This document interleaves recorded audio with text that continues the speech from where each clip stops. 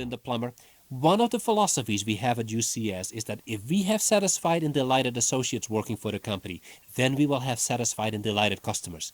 We are all on the same team.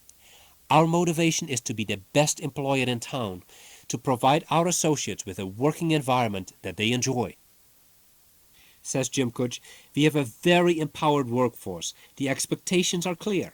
Our objectives are not ambiguous or up for interpretation, and we aren't tremendously title conscious. There is a great deal of pride and enthusiasm here, and that is also a motivational factor for individuals. Says Bridget Waters, the company makes you feel you can talk to them. The open door policy really is in effect. You don't call our president Mr. Hunt, you call him David. He stopped by my desk one day asking me how I was doing. He's very down to earth. It makes a difference. You don't get a feeling around here that somebody is better than you or you are beneath them. Says Kutch, we work together to improve, and we have a lot of cross-functional teams to get things accomplished. In some cases, a cross-functional team may be set up to address an issue of quality improvement based on the 120 daily indicators of quality that we measure. The teams come into existence based on a particular need that we perceive in the company. I think the cross-functional approach builds a sense of solidarity in the company. Says Daniel Patterson, in addition to cross-functional teams, UCS organizes its associates into teams within a specialized function, such as the bilingual team. My team ranges from 15 to 40 associates. Other specialized teams can be smaller. Our environment is such that you can hear what other team members are saying. If someone is in trouble with a screaming customer or a tricky procedure, we all pitch in and try to help. Says Plummer, we have quality people in part because we have an extensive employment process here. It's expensive, but we have found the quality of people we get is just outstanding. They are very motivated, bright, and after they've gone through the entire process, they feel as if they've really made it. We begin with a written problem-solving test, which is not designed for any specific level of education. You're not excluded if you haven't been to college. Those who pass go on to a role-playing situation. We give out information about a fictitious company, then someone comes on the phone and pretends to be a customer. We listen to this interaction and evaluate people in terms of flexibility, interpersonal skills, and general approach to the customer. Qualifiers go on to a formal employment interview where we look for such things as stability of past employment, satisfactory work record, and so on. Another interview follows with an operations manager. We take candidates through our operations center to give them a feel for the environment. We also conduct a drug screening test and a reference check. So it is a pretty thorough process. Out of 100 people who take the written test, we end up hiring about 10. A few years ago, I was the employment manager here, and I think we tested 13,000 people that year. Says Patterson, for me, getting hired was a long process. I first applied 3.5 years ago when UCS was doing massive hiring. The company was renting out a convention center and testing 200 to 300 people at once. I took the test and then took a phone test to see how well I could communicate with cardholders. Then I had an interview. It took a while to get hired, but it was a good experience. There's a lot of competition. One thing that impresses me is that everybody here is very well educated. The competition, when another job is posted here, is very tough. It makes you a lot stronger and better. Says Plummer, once people are hired, they go through a training class that lasts 5 to 6 weeks. Then they get another 2 weeks of on-the-job training. We have certified instructors in the classrooms and coaches, one coach for about every 3 people. Students listen to associates taking calls and take calls themselves with an associate monitoring them. One of the things I like most about a training is a module called Heroes, examples of UCS people who have won awards for going above and beyond in helping our customers. This starts people thinking about how we try to give extraordinary service and how our associates are empowered to make decisions in challenging situations. We are proud of the fact that our training program has been evaluated by the local community college here, which gives 3 credits to students who complete the course. Says Patterson, once you're put on a team, there is almost continuous training in new methods and procedures and system updates. If you're not on the phone taking calls, you are involved in other projects or in training. The training is extensive. Says Waters, if you are successful at what you do, your ideas get used to help someone else. If someone's stats are not as good as mine, I'll go over and ask to see what they are doing. Or they might come and observe how I handle the situation. It could be a simple adjustment that could make a difference in their performance and even affect their annual review. It feels good. You can help someone and someone can help you. Companies that climb to the pinnacle of operational excellence get there by sweating the details. They have to assure that not just their strategy, but its execution, a matter of endless small tasks, verges on the perfect. The only way to wrestle every small necessary task into its proper place is to track it, measure it, and reward people accordingly. Universal Card Services compiles hundreds of statistics to keep tabs on its performance, and every employee gets incentive pay for keeping the statistics in top shape. Added to the incentive of pay is a panoply of programs that assure that no good deed goes unrecognized. Says Paul Kahn, now when all is said and done, in order to deliver top quality, you have to measure it. You have to measure everything in your organization. And we did exactly that. We had 350 different processes and every one of them was measured. About 120 of them were considered critical measures, and in fact, we tied everyone's compensation in the company to achieving those quality objectives every day. Not monthly, not weekly, every day. We had to meet 96% of those quality objectives, and if we did, everyone in the company, from myself all the way down to the janitor, got a quality bonus in their paycheck. Says Jim Kutch, these 120 indicators tell us how we are doing at producing world-class preeminent customer service day after day. The indicators range from the length of time it takes for us to answer the phone to whether a billing statement was mailed in a timely fashion. We also have indicators of internal systems. Was our computer network available? Was the response time adequate? Were any telecommunications components down?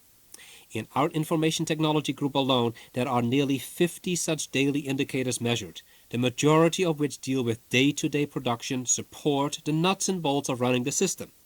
Other indicators include courtesy and professionalism on the phone, timeliness in responding to a customer request, and so on.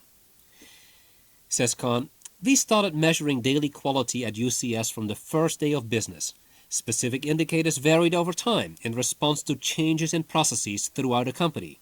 We also continuously raised the threshold against which we passed or failed a particular indicator, so it's harder to achieve an indicator today than it was 3 years ago. By listening to customers, we actually got to a point where we knew the 8 things that customers want in a credit card. We had each of those weighted, so we knew by weight what was important: price, service, ease at point of sale, company trust, and so forth. Every month we called up our customers and asked them how we are rated in these categories. We also asked how our key competitors rated, such as American Express, Discover, Citibank, and some of the others. So at any given time, we know the most important things that our customers wanted and how we were doing and how our competitors were doing. It was nice that typically we were ahead in 6, 7, occasionally in all 8 categories. But more important, when we saw a lag between ourselves and our competitors, we could go back and say, what is it they're doing that we're not doing, and what can we do to improve? We eventually got even more sophisticated. We actually could model how much increased volume we could get if we increased by 10 basis points a certain category of customer satisfaction. It got us to focus and concentrate on the key things that our customers wanted and gave us the ability to differentiate ourselves from our competitors. Says Linda Plummer, there are many ways of recognizing employees at UCS, about 40 programs in all. We have Associate of the Month, which rewards people either for their work in the company or the community. We have Service Excellence Awards, which reward those who provide outstanding customer service. And we have the President's Circle, given to those who best exemplify the values our company is based upon. About 3% of our associates receive the President's recognition, which is determined by the President or his team members. The Power of One Award is one of our most significant. You can nominate anybody who goes way above the call of duty. The nominations are anonymous and go to the Chief Operating Officer, who shares them with his Vice Presidents. They vote and then go around to the associates' desks with an air horn to announce the award and present it with a check. It is really nice. Says Kutch, in our world, heroic efforts are an everyday occurrence. It is not just a stray occasional story. We have customers who have lost their card in an ATM machine or had their wallet stolen and are stranded. What heroic efforts have been made by our associates, but we don't view them as such. This is important. We want world-class, preeminent customer service. We want to exceed expectations. And, as we are constantly emphasizing around here, we want to delight the customer. And we want it to be a routine. Today, AT&T pulls in an average of 300,000 new accounts per month. And that growth in cardholders stems not just from the original sales pitch.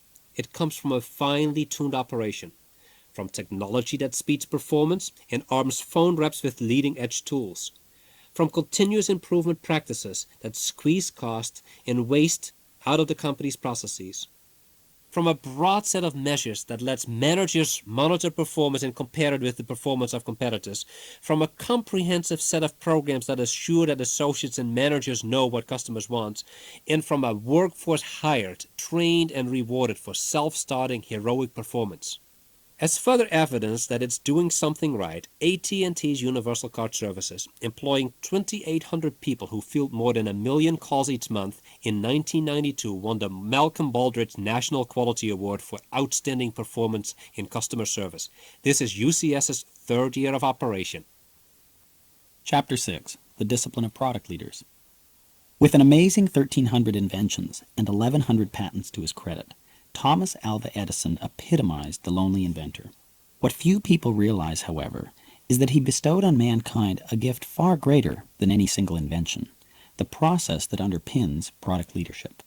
In 1879, Edison pioneered what was probably the industrial world's first effective product development process, a means of generating invention after invention and applying those inventions in useful commercial products. His Menlo Park, New Jersey lab, where he and his bright assistants collaborated, became the model for the labs of today's product leaders such as Microsoft and Sony. Edison, his product development process picked up and polished like a jewel by so many companies, would surely be thrilled at the prodigious output of product leaders today. He would cheer their obsession to create products that incite a passionate customer response. Indefatigably curious and driven himself, he would celebrate employees' fixation on breaking new ground, on cracking the code of confounding concepts, and he would admire their nose-to-the-grindstone creative determination and their persistence in turning inventions into products. After all, it was Edison who said, "Genius is 1% inspiration and 99% perspiration." It was also he who said that he knew 50,000 things that wouldn't work, after he had sweated through innumerable failed experiments to develop a device to store electricity. But at the same time, Edison would be appalled at the sad state of product development at many companies today. Too often, firms forsake invention for its poorer cousins, refinement, repackaging, and reformulation. Many products exiting R&D labs today come tagged as new and improved, but they don't deserve either label. They're not new breeds, they're mongrels. And while they may be different in some trivial way, they're hardly improved. Instead of exciting customers, they bore them.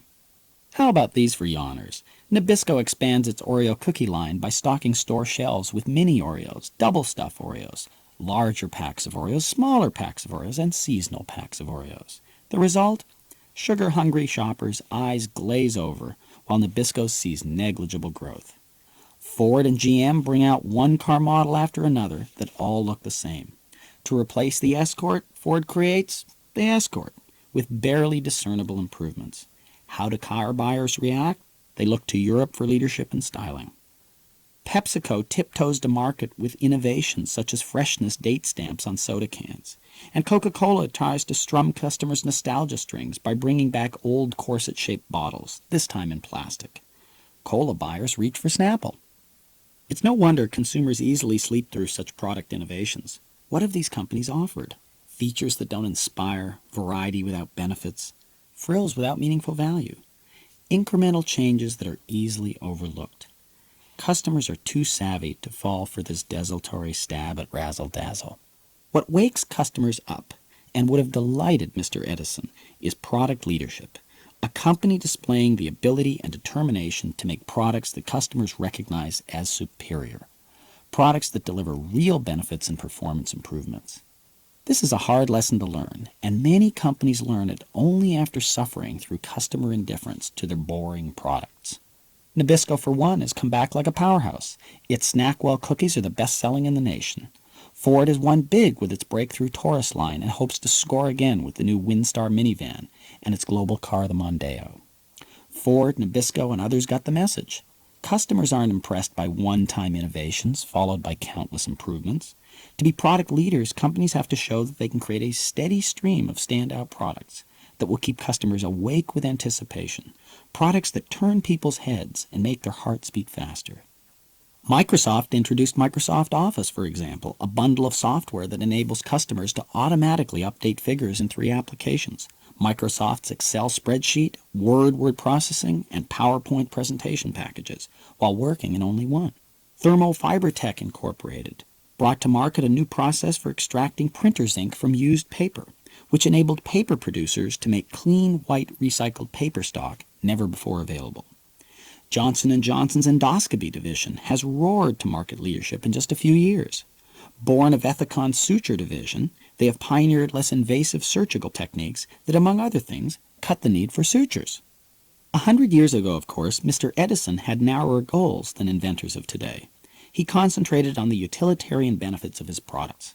His practical bent was similar to that of Rubbermaid, which recently introduced a mop bucket formed from plastic that resists microbial growth, and a clever new mailbox equipped with a little flag that pops up automatically after the mail comes and saves homeowners from making futile trips. Today's product leaders find that customers have a much broader perception of performance.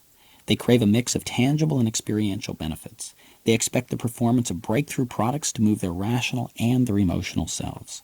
For example, Harley-Davidson has already received unsolicited orders for its 100th anniversary edition motorcycle, even though the bike won't go on sale until 2003.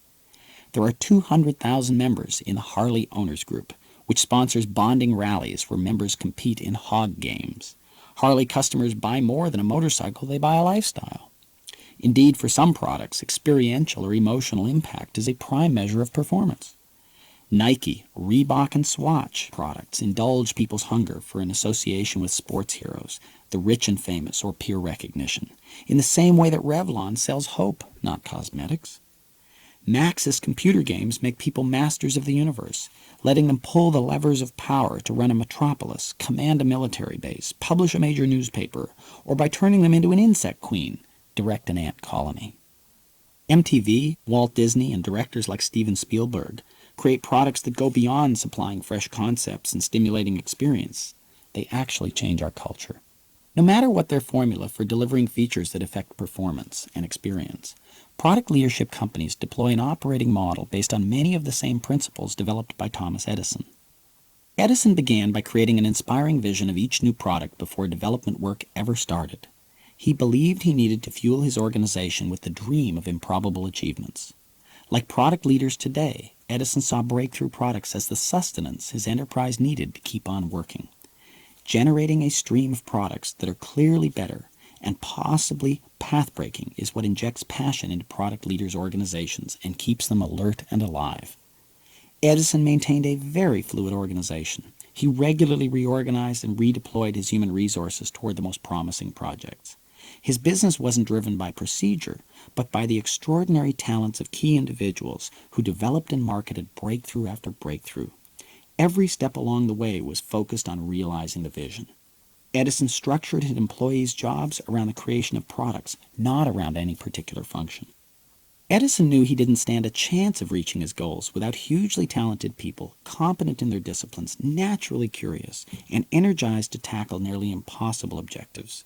He came close to cloning himself at Menlo Park, developing disciples who could think and act in his inventive, efficient manner. Product leaders today also realize that people of superior talent who are capable of ambitious right-to-left thinking are crucial. It's not by accident that well-known product leaders such as Microsoft, Disney, Fidelity, and Glaxo are among the most aggressive recruiters on top college campuses. Along with breakthrough visions, Edison, like product leaders today, harnessed the motivating power of ambitious targets. Edison wasn't the first one to create a light-emitting device. Several of his contemporaries had engineered contraptions that would shine for a few moments. But Edison's target wasn't a light bulb. It was the ability to light a building or even a town. That lofty target channeled his creativity. He then worked backwards from the goal to figure out the steps required to achieve it. Working right to left, as we call it, is a pervasive characteristic of successful product leaders. They shun aimless experimentation and daydreams. At Sony, for example, developers follow a simple prescription: turn ideas into clear targets. In other words, Sony doesn't tell developers to come up with a portable product. It tells them, as Sony's chief executive did when he launched the Walkman project, to originate a product the size and weight of a paperback book. That's how Sony achieves its overall goal of creating new conveniences, methods, and benefits. Similarly, successful pharmaceutical product leaders such as Pfizer and Glaxo target their projects toward developing drugs to treat medical problems for which solutions have thus far been elusive. Product leaders in high tech target their R&D toward the development of devices that are smaller, faster, lighter, cooler, cheaper, whatever constitutes better performance than those existing. They keep their target description simple because they appreciate the power of a one-page vision. Their work is guided by a lucid picture of the goal shared by everyone in the organization. Once an enterprise comes up with a breakthrough, the product rarely sells itself. Edison knew that breakthroughs often create products for which there is little initial demand. After all, if the product was barely imaginable, how could anyone know they wanted it? Thus, the cultivation of markets must go hand in glove with breakthrough product development. Product leaders have to prepare markets and educate potential customers to accept products that never before existed. Otherwise, new products that push the state-of-the-art can arrive too far ahead of their time. The struggling Remington Company, for example, developed its typewriters in 1874. Although Mark Twain bought one immediately and even invested in the company, it took 12 years for the larger market to catch on to this unfamiliar device. The idea for the microwave oven was serendipitously discovered in 1946 by Percy Spencer, who stood in front of a radar magnetron and noticed that a candy bar melted in his pocket. It wasn't until 1967, though, that people started buying microwave ovens, and the products didn't become indispensable staples in American kitchens until the 1980s. Every breakthrough product develops sales demand at a natural rate. Academics refer to it as the rate of diffusion of innovation, and it follows an S-shaped curve, slow at first, then fast, then leveling off. The challenge for product leaders is to push the rate of diffusion beyond what is natural and common, to get demand to climb faster, earlier. Larger-than-life launches, early adopter programs, and massive marketing education are all in the repertoire of product leaders. With his innovative business operating model, Edison achieved an astounding record of research and development productivity. Current thinking on so-called high-performance teams and learning organizations owes a lot to Edison's process innovation. Running a top-drawer product development process today, however, has become yet more challenging than in Edison's day. Companies now play for much higher stakes. Single entrepreneurs may still work out of their garages, but product leaders are big companies that have to make big commitments and big investments to bring new products to market, even to niche markets. Johnson & Johnson, for instance, invested several $100 million to develop its Vistakon unit's disposable contact lenses. Adding to the cost of product development today is the difficulty of maintaining the narrowly specialized research staffs necessary when new product development involves the intricacies of advanced technologies. Adding extra risk to the process is today's huge and ever-expanding knowledge base, which has opened up so many opportunities for innovation and provoked so many ideas at competing companies. How do product leaders hold on to their position when cost and risk conspire to break their success? They manage a portfolio of development activities. They employ structure and process, and they learn how to manage their people. Product leadership demands that companies place bets, big ones and small. Deciding where to place those bets is the challenge. Where do you put your talent? What projects should people work on? How much money should you allow them to spend? Large numbers of ideas, none of them sure bets, contend for a finite supply of investment dollars. Each project team clamors for attention and makes a compelling case, but no company can fund every idea, or even every project it undertakes. The most successful product leaders find ways to quickly narrow their portfolios. Product leaders since Edison's day have concentrated their resources on the handful of opportunities with the greatest potential to hit big. They pick their opportunities the way Fidelity Investments' former mutual fund manager Peter Lynch picked stocks. Lynch looked for 10-baggers, stocks that could yield a 10-fold return on their initial investment. One 10-bagger can compensate for a lot of laggards and losers in an investment or product development portfolio. It's the big hits that put a shine on the whole portfolio. Glaxo concentrates its product development machinery on a narrow band of about 4 primary therapeutic categories, with large markets in the developed world. Anti-ulcerants and respiratory drugs are 2 of them. The company always seeks to narrow the field and prioritize opportunities because, as Richard Sykes, Glaxo's CEO, says, There is not safety in numbers, only greater costs. If Glaxo succeeds, it will succeed big. Product leaders don't just follow their gut feeling. They do everything to squeeze as much uncertainty as possible out of their ambiguous undertakings. At the end of the day, however, it comes down to the vision, insight, and judgment of a few people at the top of the organization to set or reset the company's direction. Volumes have been written on how to turn an apparently hapless product development process into a streamlined, replicable, well-structured set of activities. The advice generally suggests that if you take the messiness out of the system and eliminate the dysfunctions, you'll get something that should work. If you can only ensure that everybody follows the streamlined methodology and adheres strictly to the prescribed steps. That's what the coaches say. The players know it doesn't work that way. Generic operating procedures and structured processes don't produce winning products unless they are designed to play into the drivers of individual behavior. Two of those drivers are a thirst for problem solving and a distaste for bureaucracy. Does that mean that structure and process play little or no role in product development? Hardly. Product leaders create flexible organization structures and robust processes. They allow resources to move toward the most promising opportunities during development and during the resulting product's market lifecycle. They are continually shifting resources to the project or market where the action is. Make hay while the sun shines is the prevailing attitude in these companies. Robust processes are those that enable people to flex their muscles and minds without creating disruption. They provide efficient coordination while accommodating inventiveness and discipline. The product leaders we observed applied several principles to accomplish this fusion. Principle 1. Keep people on track by organizing the work in a series of well-paced challenges, each with a clearly defined outcome and a tight deadline. Intermediate milestones and the chance they create to celebrate interim victories generate the excitement on which talented people thrive. Principle 2. Create business structures that don't oppress.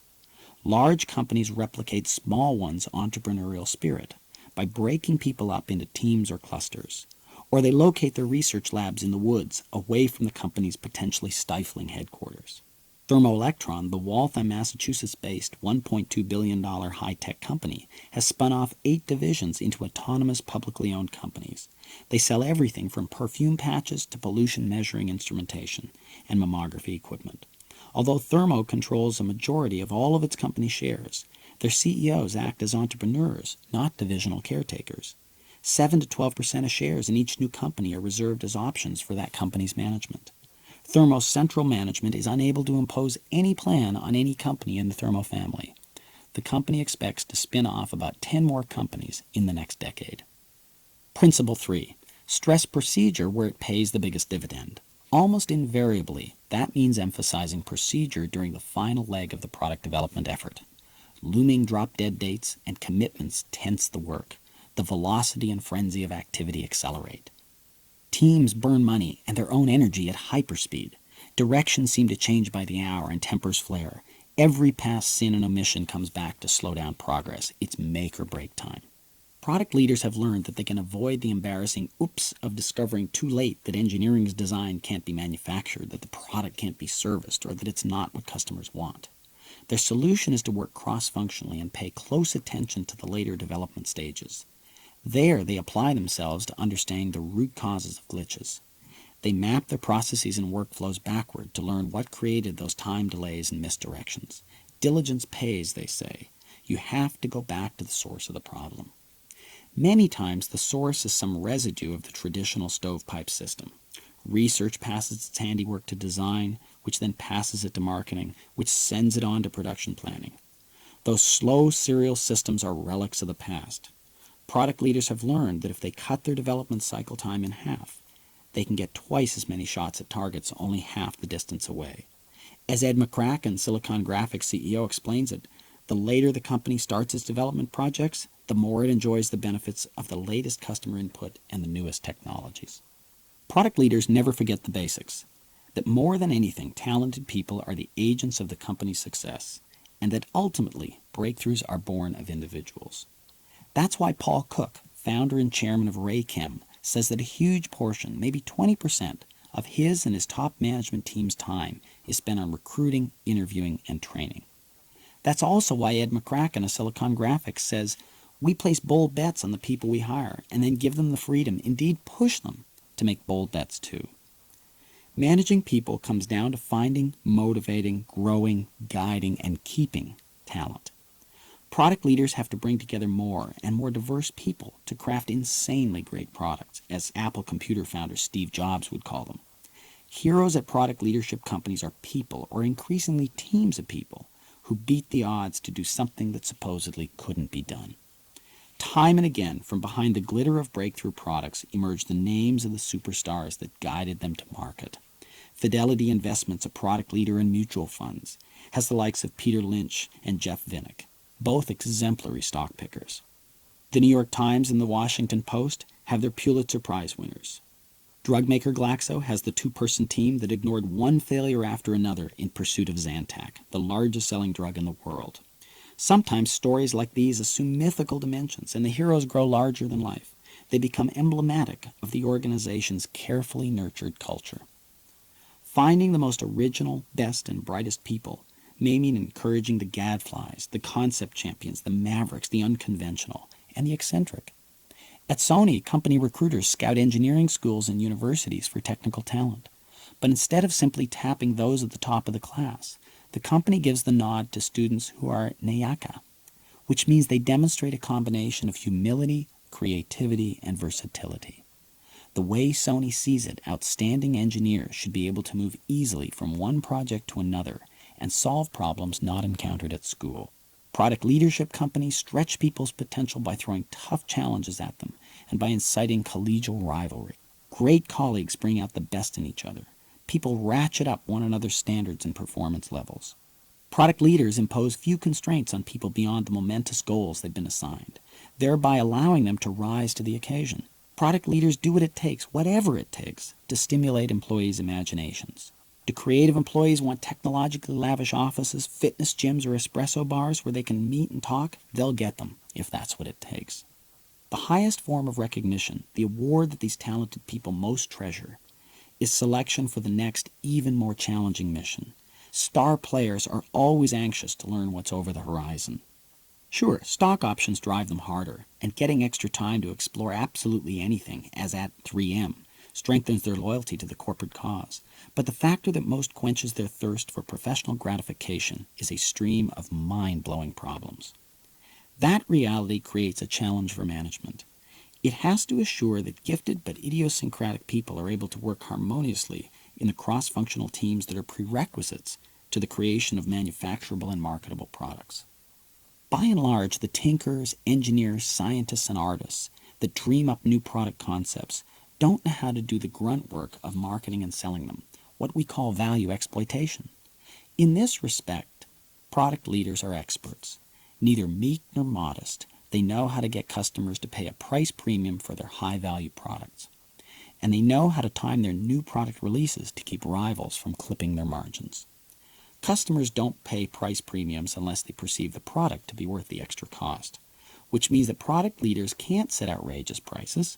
Neither can they stand on their powerful brand names alone. To customers, brands are nothing more than the product leader's implied promise, the promise to deliver unmatched value. If prices exceed the value of that promise, the product leader's edge disappears. To manage prices over a product's life cycle, the company has to consider that what was once new and unique will soon begin to lose its sparkle. Its perceived value to customers will decline. So the company has to lower the product's price, but carefully time the price reduction to gain the most long-term profit. Product leaders are also expert at launching new products because they understand that success isn't happenstance. A new concept doesn't have a chance in the market unless it's visible, well understood, and cannily promoted. It's got to stand out from all the other value propositions bombarding customers daily. Product leaders launch their offerings with a big bang. Creating larger-than-life events to introduce new products is their way of ensuring that customers grow hungry with anticipation. Johnson & Johnson's Vistakon division used a big bang launch to push its disposable contact lenses into a market that knew nothing of the product. Would you entrust your eyes to a product that would be thrown away after several days?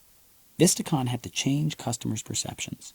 It needed to create and disseminate a reassuring message, not only to prospective users, but to ophthalmologists and other eye care professionals. Vistakon's launch probably cost 3 times the price of an average product introduction in that marketplace. Overkill? Maybe, but the extra money spent small compared to R&D costs, got the product off to a solid start. Disney is a master at shaping customer anticipation. Its big bang launches, which are particularly effective for fashion items, books, movies, and other one-time novelties, create the perception that success, if not already achieved, is practically certain. Such launches convey the impression that people who don't sign on risk being left out. The Disney movie The Lion King, for instance, came onto the market amidst glorious hype. Opening tickets went on sale 2 months early. Disney screened the movie with film buyers to ensure bookings at the best theaters. Disney's consumer products division kicked in with a massive merchandising campaign, big theater displays, a promotional tie-in with Burger King, and more. The idea was to create a self-fulfilling prophecy of success. It worked. Box office receipts from the movie's first weekend set a Disney record, and the movie has gone on to become the third highest grossing film in history.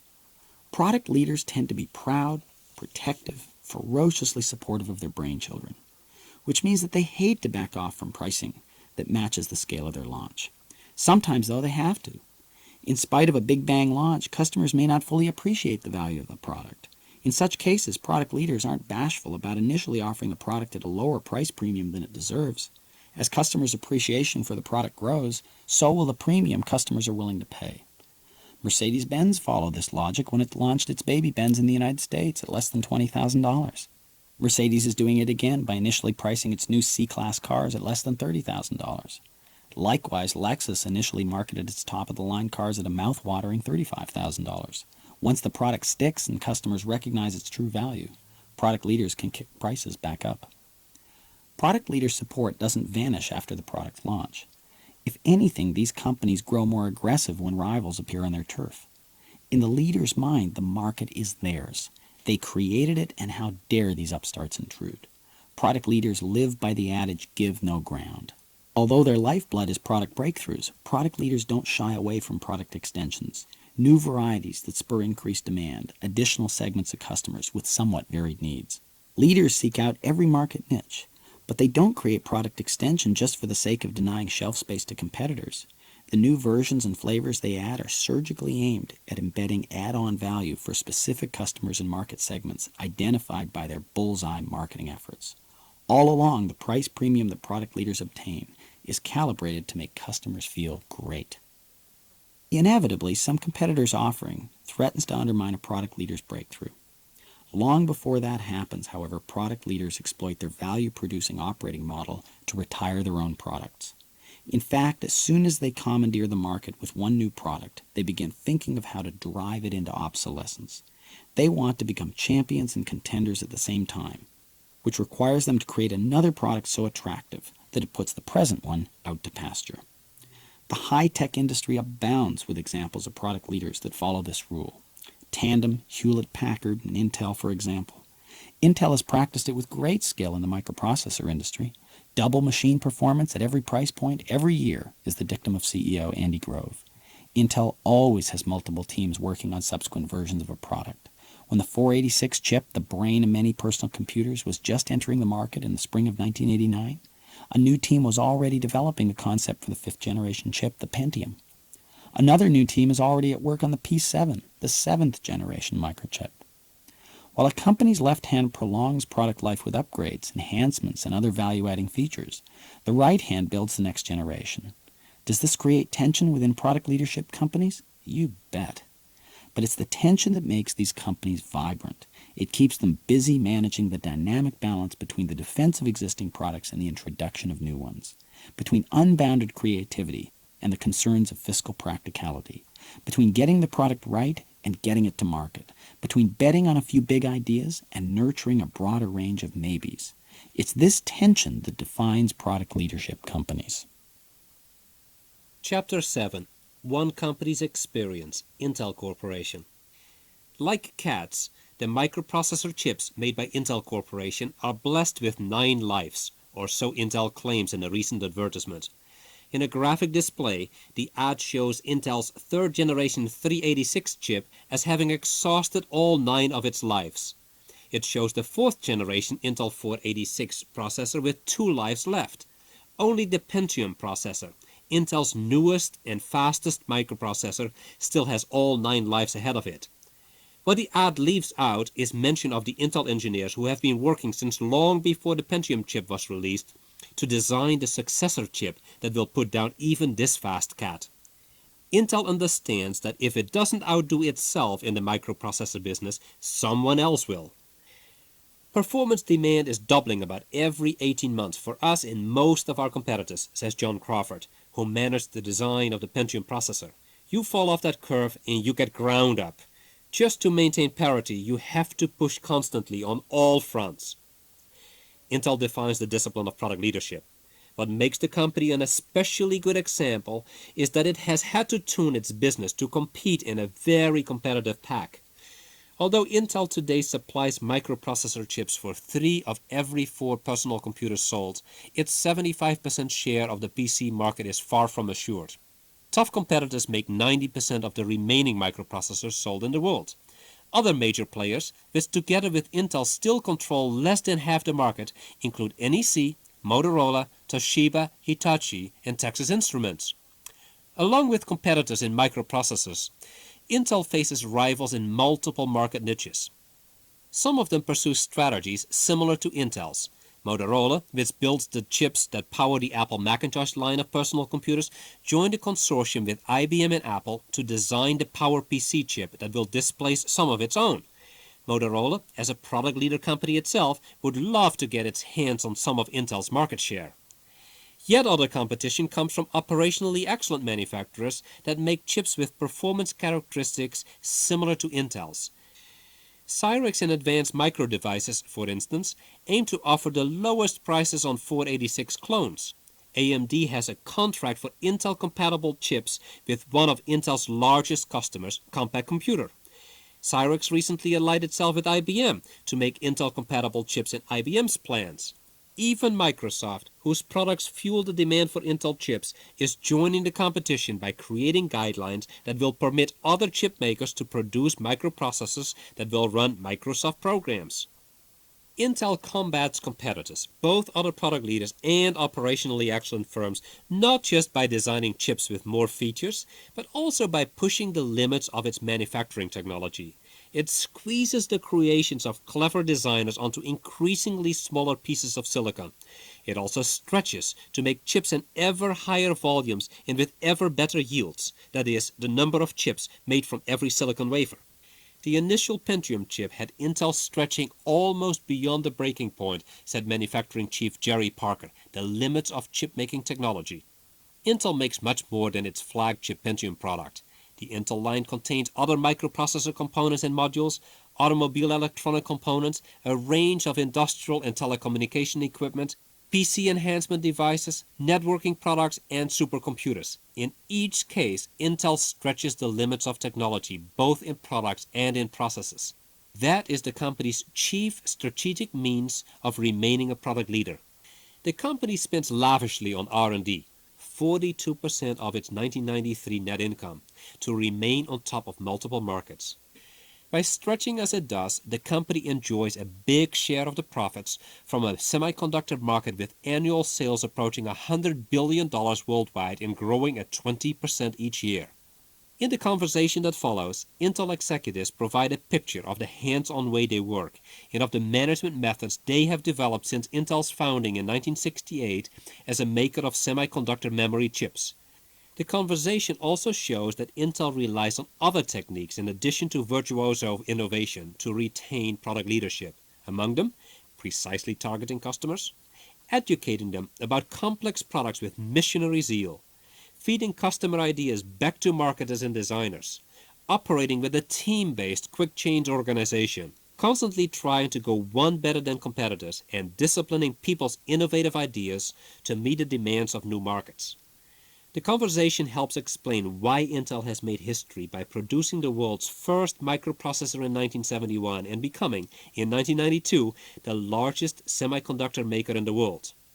Contributing to the Intel story are Dennis Carter, Company Vice President and Director of Marketing in the Corporate Marketing Group, Albert Yu, Senior Vice President for the Microprocessor Product Group, John Crawford, an Intel Fellow who managed the design of the Pentium processor. Fellow is the title reserved for the highest rung of Intel's technical career ladder. Jerry Parker, Senior Vice President and General Manager of Intel's Technology and Manufacturing Group, which encompasses all component manufacturing and technology development, and Kirby Dice, Vice President and Director of Human Resources.